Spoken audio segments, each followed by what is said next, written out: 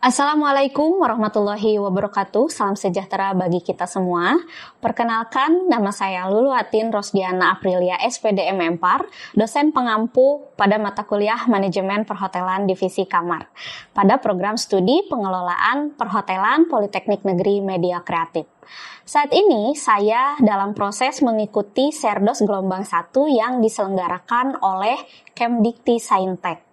Pada kesempatan ini, saya akan memaparkan mata kuliah tersebut pada semester genap tahun ajaran 2024-2025 dengan bobot 2 SKS.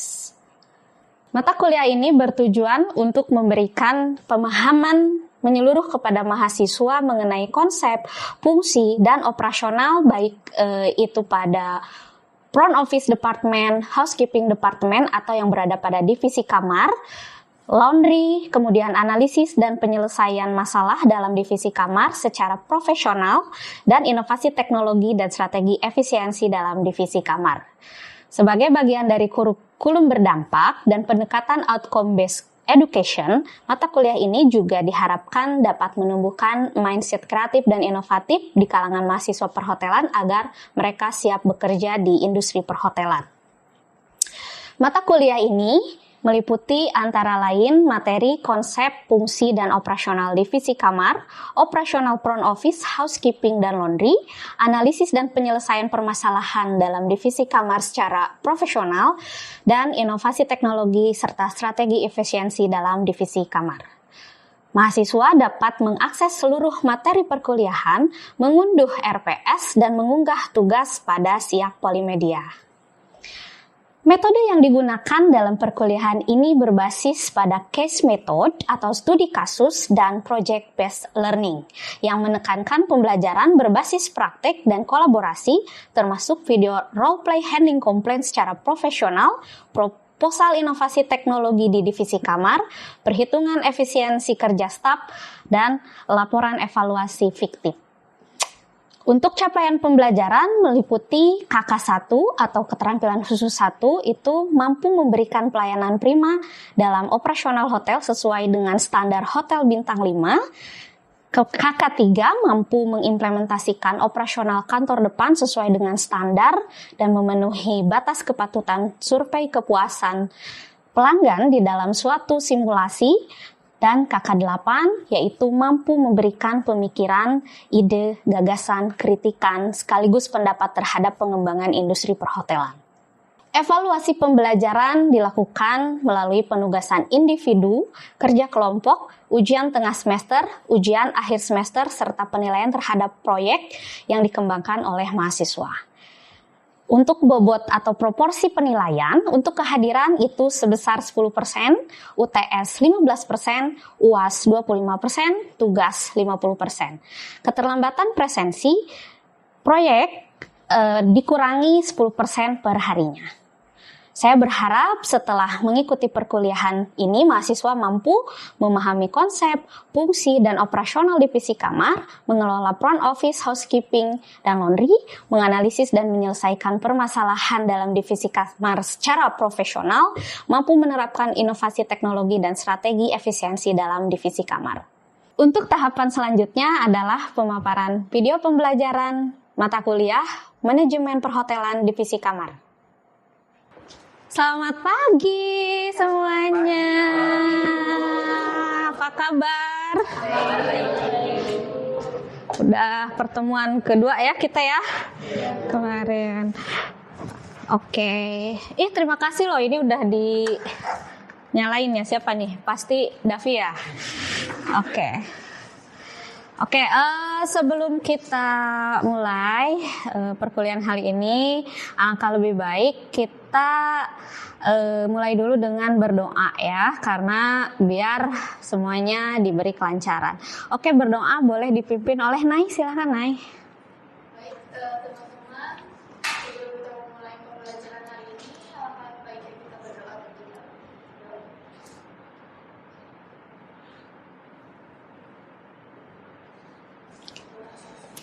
Amin. Baik, untuk absen semuanya tinggal scan aja di Siak ya. Kayaknya ada yang nggak hadir deh ini. Iya, oke. Atau telat kali ya? Oke. Baik. Oke, saya mau hari ini di mata kuliah manajemen perhotelan divisi kamar. Kita akan mulai bahas terkait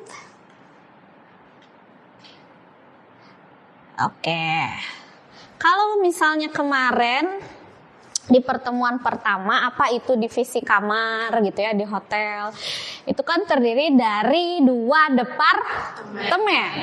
Ada departemen apa saja?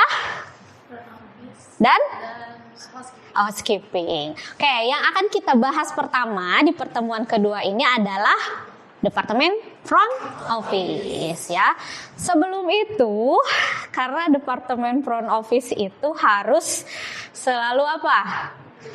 Grooming di awal pertemuan, kemudian di semester sebelumnya saya selalu mengingatkan untuk grooming terlebih dahulu. Tapi saya lihat semuanya sudah well grooming ya, semuanya dipakai dari head to toe dan semuanya sudah sesuai dengan buku saku dan peraturan hospitality attitude yang sudah saya sebarkan dan juga ada di poster. Oke, nah kali ini yang akan dibahas di perkuliahan ini adalah front office and the guest. Kenapa sih front office selalu bersinggungan dengan tamu? Ya, karena sebagai orang front office, khususnya di level manager, ya kan kita manajemen perhotelan divisi kamar, ya di departemen front office berarti kan jabatan tertingginya adalah FO manager. Nah, harus memiliki apa? Planning for quality service, karena pelayanan yang paling utama yang kita berikan kepada guest. Nih dilihat, hotel ini bukan hanya tentang bangunan, terus ada kamar, betul nggak? Kalau gitu mah geraha-geraha atau misalnya bangunan-bangunan tuh yang banyak di Jakarta, ya udah itu hotel gitu. Tapi enggak gitu ya. Bukan juga hanya function atau untuk service atau menyajikan makanan, bukan ya. Tapi successful hotels, nih lihat apa bedanya? Harus apa? Contohnya nih, greet the guests by name. Welcome them to the hotel, complete all registration tests efficiently, smile, look each guest directly in the eye, ya. And inform each guest that any hotel employee can be contacted for assistance at any time.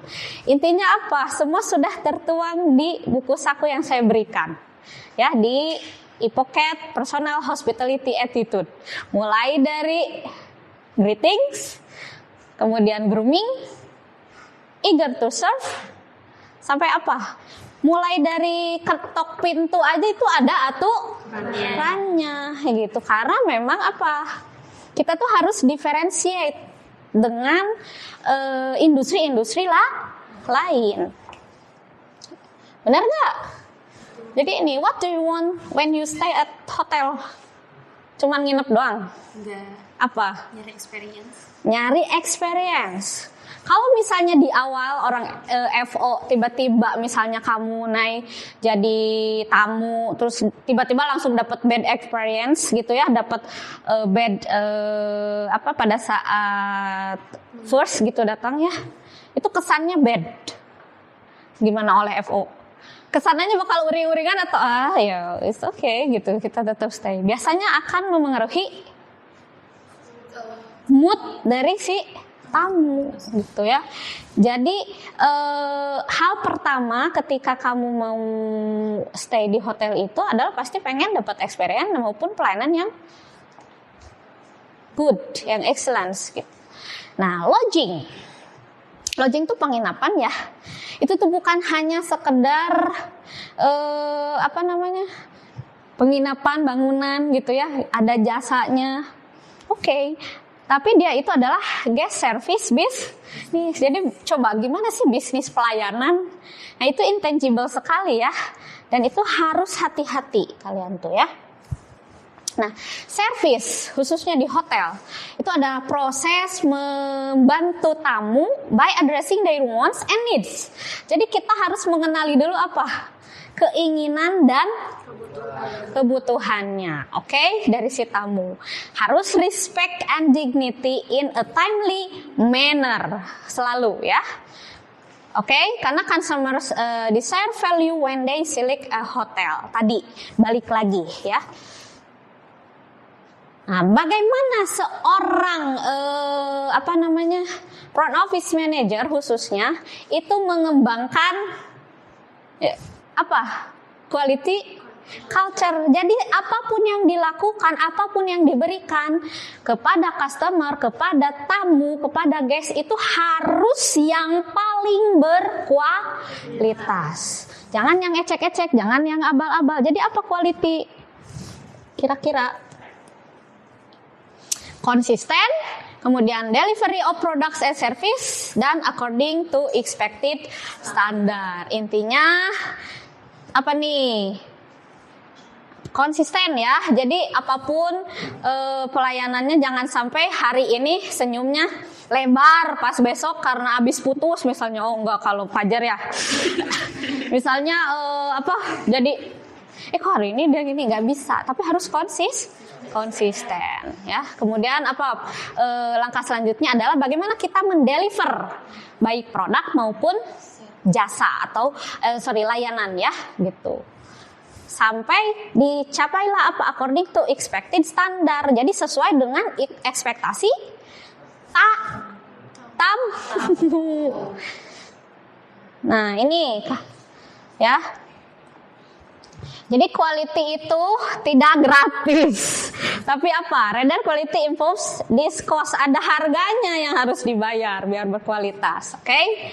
Apa coba? Prevention. The cost of doing things correctly the first time. Jadi selalu siap-siap. Lebih baik kita mencegah dulu. Maksudnya berarti apa? Planning ada gitu ya. Nggak gerabak-gerubuk gitu ya, nggak ya udahlah mengalir aja, enggak. Tapi harus ada prevention. Dibanding kita dapat komplain duluan, kita menghindari adanya komplain. Benar nggak? Oke. Kemudian appraisal atau penilaian. Ya, kita pasti dinilai dong. Ya, entah itu oleh guest atau mungkin oleh karyawan sendiri atau oleh atasan. Atasan FOM siapa? General Manager. Bahkan mungkin tiba-tiba datang owner. Ya enggak? Owner datang, kalian tahu Cinta Laura? Itu bapaknya itu di di Hyatt dulu di sini gitu. Dia tertarik ke siapa? Mamahnya Cinta Laura, istrinya sekarang itu, Mbak Medi itu. Karena dia dari FO. Kan memang di usaha properti. Itu karena apa? Karena memang dia berkualitas, kinerjanya bagus gitu. Sebagai seorang FO person itu harus bagaimana ya. Jadi siapa tahu bisa jadi dapat jodoh mungkin Jessica. Kemudian failure or reward. Jadi the cost of not doing things correctly the first time. Tapi koreksi lagi gitu ya. Jadi pasti ada kegagalan, pasti dong.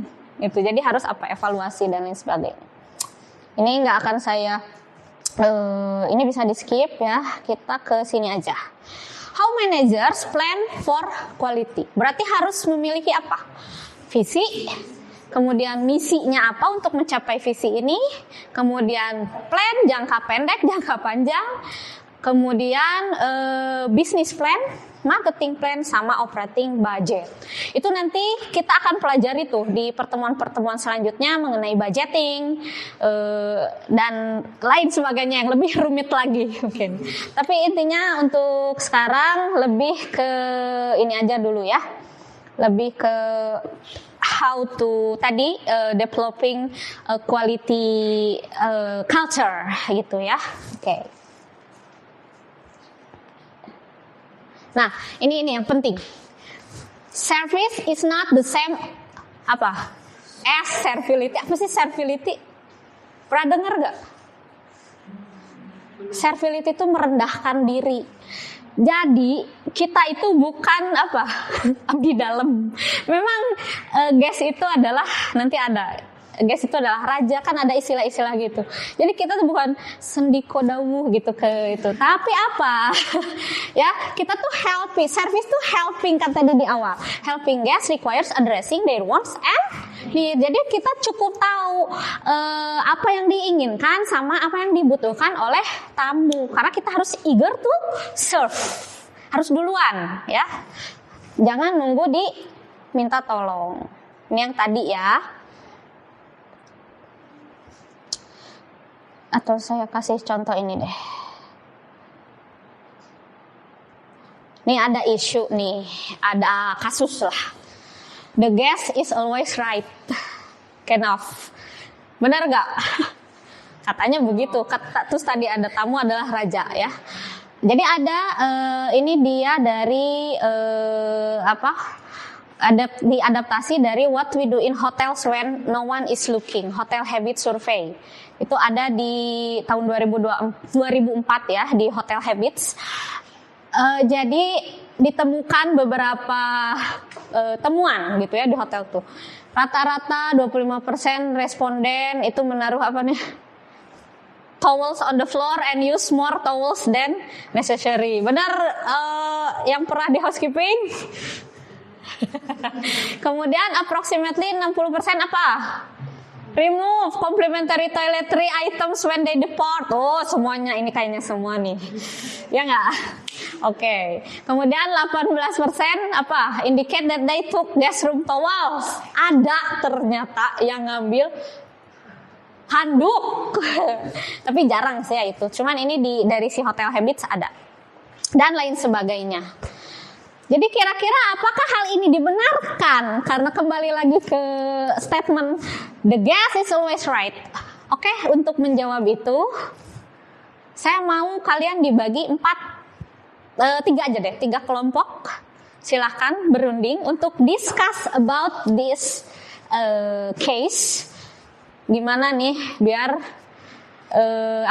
pernyataan ini, karena kan tadi service is not a servility. Kita bukan merendahkan diri, kita bukan kayak hamba gitu ya terhadap rajanya, bukan. Nah itu gimana coba? Sekarang kalian diskusikan.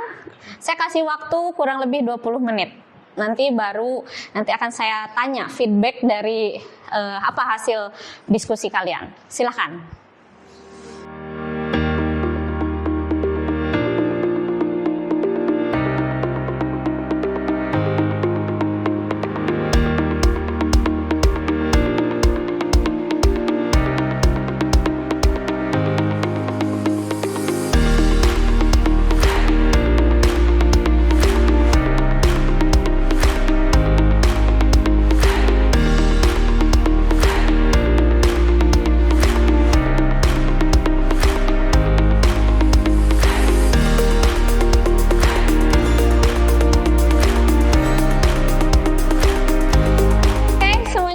Sudah habis.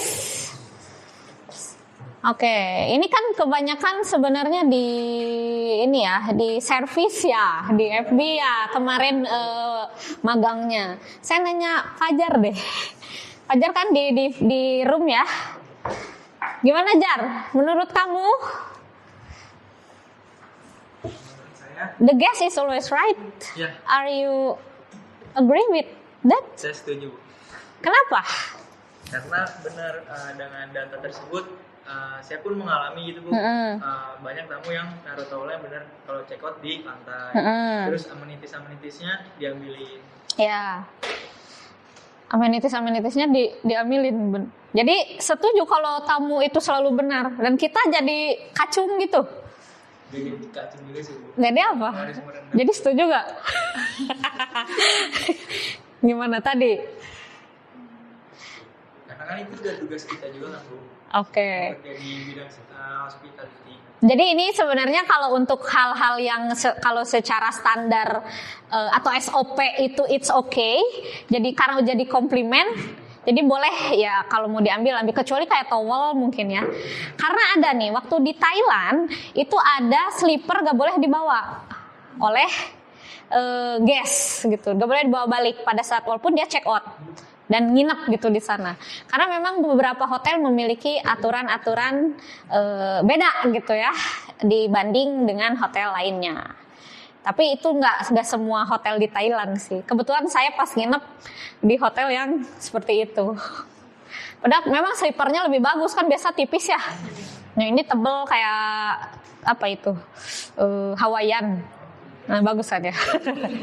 Kayak saya ini merek nih. Oke, kalau gitu intinya gini sih sebenarnya. Mana ya? Sebagai front office personnel or front office staff atau pekerja hotel atau apa kita sebutnya hotelier. Kita itu memang intinya adalah helping guest, kita memberikan service yang berkualitas gitu, pelayanan yang berkualitas, tapi tadi ingat bukan servility. Jadi kita bukan kacung. Kalau kita kacung ya udah kerja jadi babu aja gitu ya. Apa kita babu berdasi? Enggak. Intinya apa? Contoh yang paling best practice kalau menurut saya itu adalah The Ritz-Carlton Hotel. Kenapa? Why? Dia yang ibu jadikan ini.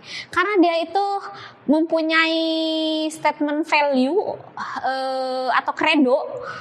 We are ladies and gentlemen, serve ladies and gentlemen. Jadi memposisikan kita sebagai karyawan dan customer sebagai tamu sebagai customer kita gitu.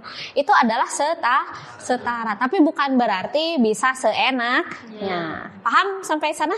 Paham. Oke, kalau gitu untuk next week itu ada tugas seperti biasa.